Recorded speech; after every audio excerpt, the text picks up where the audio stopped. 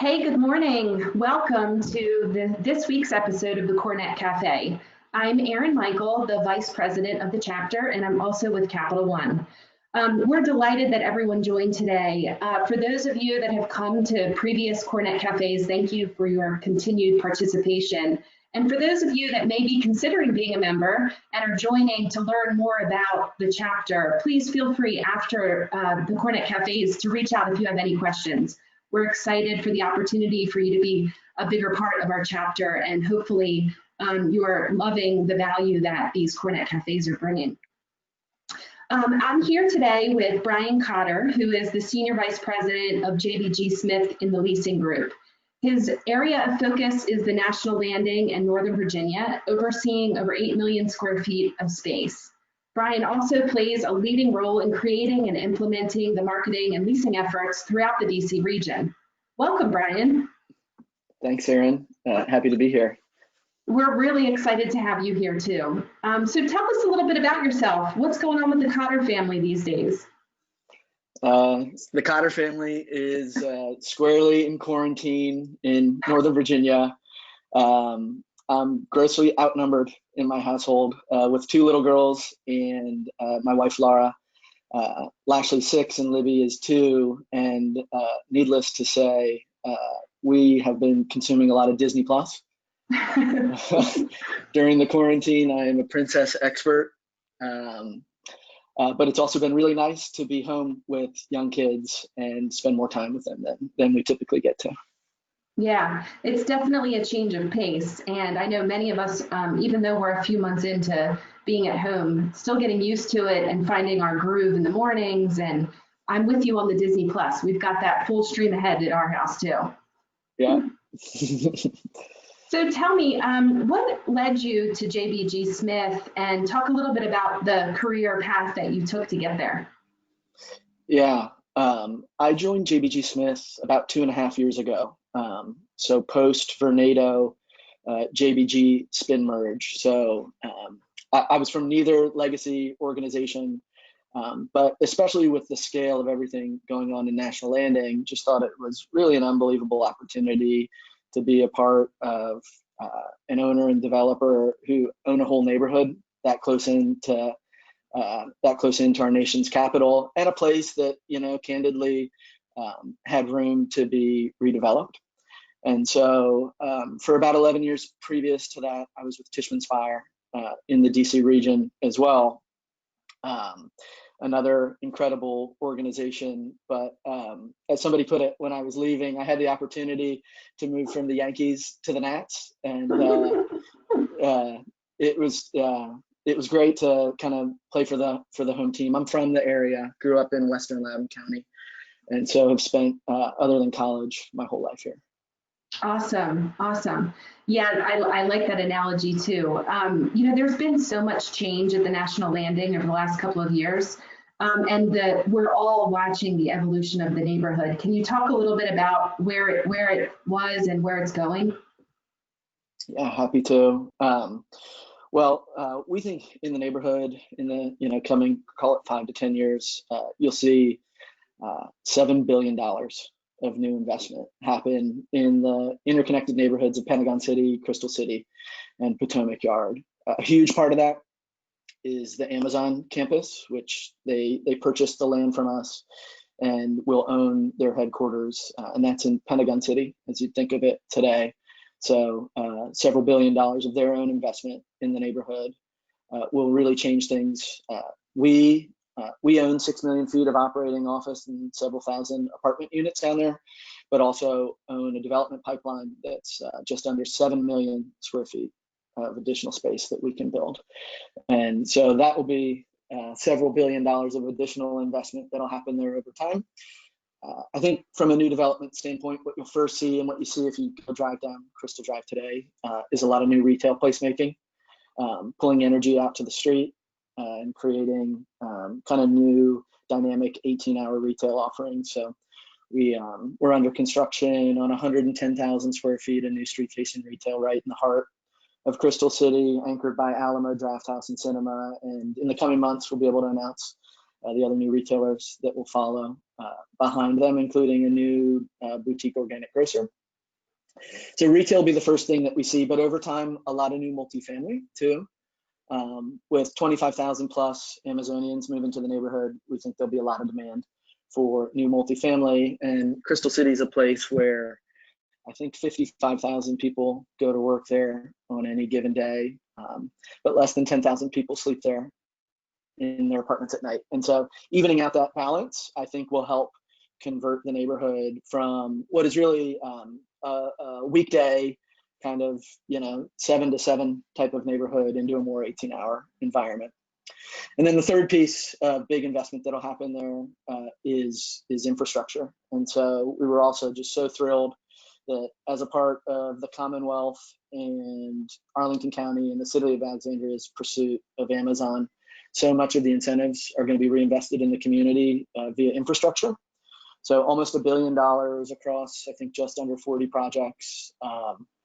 Projects such as adding a new metro entrance on Crystal Drive that lands right in the heart of the neighborhood, to constructing the pedestrian bridge to DCA, which I know I'm personally very excited about. This bridge will land literally between two of our buildings at 2011 and 2121 Crystal Drive, and in 700 feet, you'll be able to walk from the heart of Crystal City to DCA. And so to put that into context, a New York City block between the avenues is 1,000 feet. So in less than a New York City block, you'll walk from the heart of our neighborhood to our region's busiest airport. And we can't identify anywhere else in North America that has that sort of connectivity, walkable connectivity to an airport. Yeah. Typically airports are further out. So just things like that are so exciting. And of course, Amazon's selection of our region, I think, is just a tremendous validation of this place that we all know and now more than ever probably appreciate being a part of, and kind of the changing tech ecosystem that exists here too. Yeah, really incredible. And the walkability is incredibly important. I know in Northern Virginia in general, we're seeing it in Tysons. How do you entice working professionals to also live in the areas that they're working? So that is, I think, at top of mind for most of the large areas of underdevelopment here. Yeah. We're all pretty saturated as a real estate organization and industry with COVID-19 topics, but I am curious to hear your perspective on the retail footprint, the incoming tenants that you'll see at the National Landing, and how they're thinking about being even more proactive in preventing COVID-19 spread, and are they making requests or recommendations from you as a landlord owner? Yeah, I think we're still in the early innings of a lot of those things, but we have a placemaking group, inside our organization, and that group really focuses on what we call the street level 20 by 20.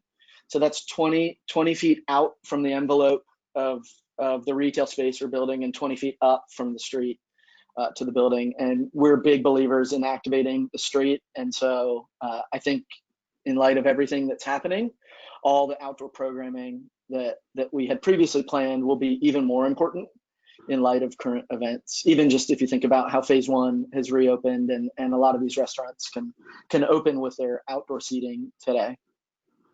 So there is positive interest in potential retailers continuing to explore new spaces like the National Landing? Yeah, our retail is almost entirely committed today. Awesome, that's amazing. As we get back to business, what are your thoughts on the rest of the region for the year and looking to 21? Any thoughts on how we'll continue to see the evolution there? Yeah, I think in any time of economic uncertainty, those of us who've been in the region for a long time really appreciate being here. And we have that federal government bedrock that really can help somewhat insulate our regional economy from things that happen kind of outside of our control. And so their consistency is so important. When you just think about a neighborhood like Crystal City, where we have a lot of GSA tenancy and we have a lot of government contractor tenancy. And in times like this, you appreciate that more than ever because of the stability that they all offer. And then I think, in this current economic environment, we also have this growing tech sector, not just in National Landing, but throughout the region. And so I think that's a green shoot that we can all look to to further insulate us from any economic downturn that may occur. Microsoft's selection of Reston Town Center just last week for their 400,000 square foot tech innovation hub is a great example of that business continuing to evolve in the region. Capital One's continued growth and investment in technology is another great validator of that. Of course, the Amazon transaction, moving their second headquarters here. These are all things that we didn't really have in past downturns. And I think, put us in a pretty good position to weather the storm, or as well as you could hope to be. Given how we're hosting this CoreNet Café, I think we all can clearly recognize that cloud computing is a very, very important piece of what we're doing. And with May East, the internet's hub where 90+% of the world's internet traffic travels through Ashburn being here, I just think it positions us really well to continue to evolve as a local economy. Yeah, absolutely. Totally agree. Yeah, and it brings a positivity to knowing that businesses are still looking at growth and real estate as a part of their plans in the future, which is, I think, leaves us all fairly hopeful. To the audience that's participating, I just wanted to also remind, if there's any questions, we have about 14 minutes left, please throw them in the question function, and Brian is happy to answer anything at the top of your mind. Brian, so pivoting a little bit just towards your participation in CoreNet, I'm interested for the audience to know, how long have you been involved, what led you to be involved, and then, ultimately JBG being a platinum sponsor of our chapter, which we are forever grateful for. Tell us a little bit about that history. I think just to start off, I think this organization creates a one-of-a-kind ecosystem to bring together all sorts of different players in the commercial real estate field. And so, of course, the connection to end users is great because they're the lifeblood of the whole commercial real estate ecosystem. And without them, none of this exists, but also leaders in the construction business, leaders in the real estate brokerage and consulting business, engineers, architects, all sorts of thought leaders from all the different things that we all do on a daily basis. I know that I personally look forward to attending CoreNet events, more than almost anything else, because you get to touch a lot of different people that you might not see in some of the more traditional real estate focused nonprofit organizations. I've been involved for a decade plus, and have always seen this to be an incredibly effective way to expand your network, meet new people. We had the opportunity to go to the ERS last year in Boston. That was eye-opening for me to do things outside of this region. And so I just think that the breadth and coverage that the organization offers is unmatched. Yeah, thank you. I agree. We just got a question, and I think it's sort of timely as we think about the chapter. What advice do you have for young leaders, both in our organization and potentially young leaders that are thinking about, joining the industry or joining CoreNet? I would just say, be proactive, talk to as many people as you can, don't be shy, and get out there. And also, be inquisitive, don't be afraid to ask questions. It's okay that none of us know the answer to every question, right? And so asking questions is always important, but also also don't be hesitant to share your opinions. A lot of what we do is more art than science. And so, it's opinion based, and don't be afraid to speak up if you have something to say. Yeah, I agree with you. We talk a lot about that in our organization, the power of networking and making bold offers and asking questions is typically what leads you to the next thing. So I definitely agree with you there. Can you talk about the sponsorship benefit that JBG Smith has found with the chapter, and how you think about nonprofit sponsorship dollars and the value that brings?